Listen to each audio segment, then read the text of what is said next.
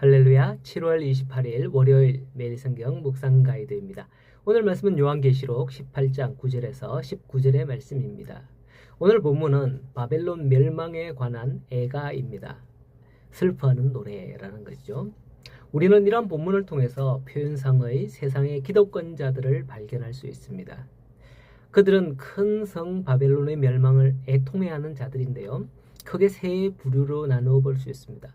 첫째 부류는 땅의 왕들, 곧 세상의 권력자들입니다.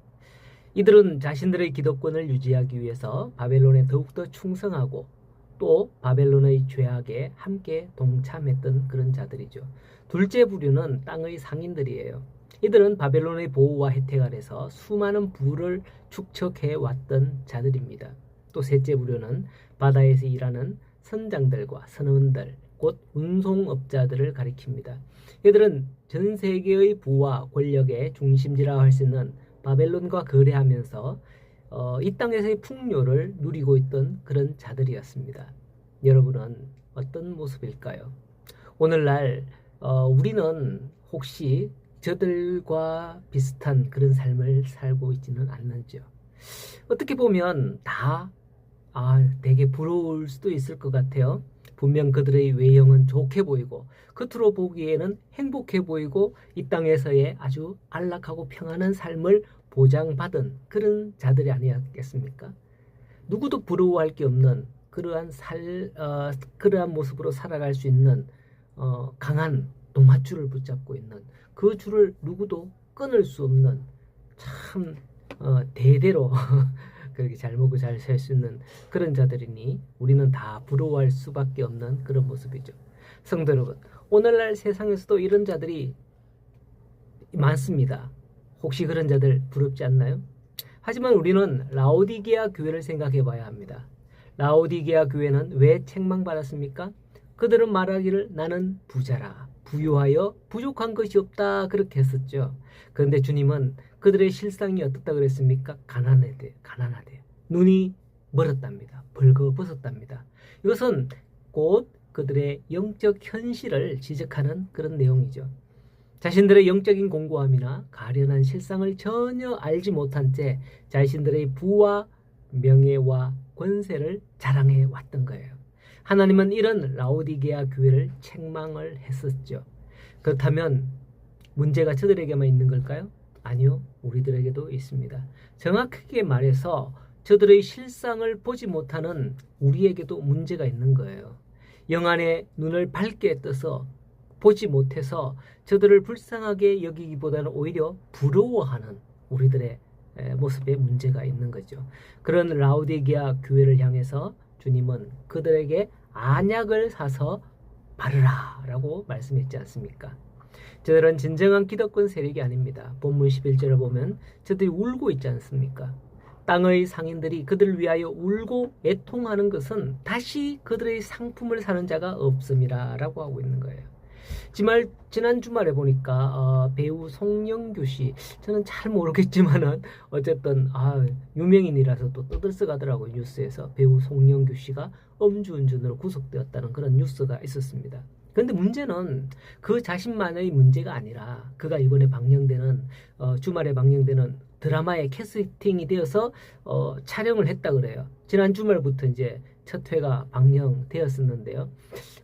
시청률이 4%라 그랬던가 누군가 싶어서 봤는가 봐요.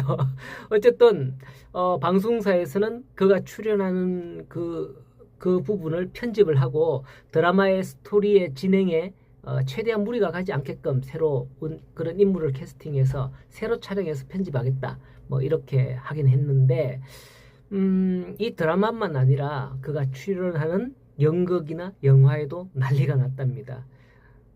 이처럼 배우 한 사람 때문에 전체에 영향을 미치게 되는 게 오늘날 세상이 아니겠습니까? 누구 하나가 그런 일을 벌이면 그 사람이 들어가 있는 영화나 광고나 이런 게 모두 다 끝나는 거예요. 그냥 그 사람이 곤두박질 치면 그 상품은 이미 폐기 처분 수준에 이르므로 이로 인해서 우는 사람들이 한둘이 아닌 거구나 하는 그런 생각을 더불어 해보게 돼요. 아울러 우리의 삶에서도 이와 비슷한 상황인 거죠. 진짜 신앙생활도 내팽개치고 회사를 위해서 열심히 일했는데 회사가 어려움을 당할 때 정리해고 당하거나 한다면, 심지어는 내가 일하는 그 회사가 주가가 떨어지고 부도가 난다면 그 얼마나 허무할까요? 뭐 큰 회사들이야 그런 일이 잘 없겠지만은 작은 중소기업, 중견기업 이런 같은 경우에는 충분히 그럴 수 있거든요. 그건 하나의 비유일 뿐입니다. 15절에 보니까 바벨론으로 말미암아 치부한 이 상품의 상인들이 울고 애통했다 그래요. 이제 팔리지 않으니까. 또한 바다에서 일하는 선장들도 19절에 보면 티끌을 자기 위에 머리에 뿌리며 울고 애통하며 외쳤다라고 하죠. 이처럼 바벨론을 의지했던 모든 자들이 바벨론이 무너진 것을 보며 애통하게 된다라는 겁니다. 그렇습니다. 세상의 많은 사람들이 바벨론과 같은 것을 의지하고 있습니다. 그러나 그것은 언젠가 주님의 심판 아래 놓이게 될 거예요. 그때는 어쩔 수 없어요. 망하게 될 수밖에 없습니다. 그때 그들은 또 다른 대안을 찾으면 되지 않겠나 생각을 하겠지만은, 그게 좋아서 거기에 전부 올인하고 있는 사람은 한순간에 그냥 훅 갑니다. 예, 사업을 해보신 분들 아시죠? 그냥 이 뭐 부도 올라오는 게 아니고 어느 한순간에 그냥 확 그냥 가요. 예. 19절에 보면 화 있도다 이 큰 성이여 바다에서 배부리는 모든 자들이 너의 보배로운 상품으로 치부하였더니 한 시간에 망하였도다 라고 하거든요. 세상의 것을 의지하고 있는 이들은 그 무엇인건 간에 언젠가 이와 같이 망하게 된다라는 것을 말씀을 하고 있는데, 그것도 뭐 오랜 시간이 안 걸려 한 시간에 그냥 망하게 된다라는 거죠. 오늘 내용이 바로 이러한 일에 대한 탄식과 애가인 거예요.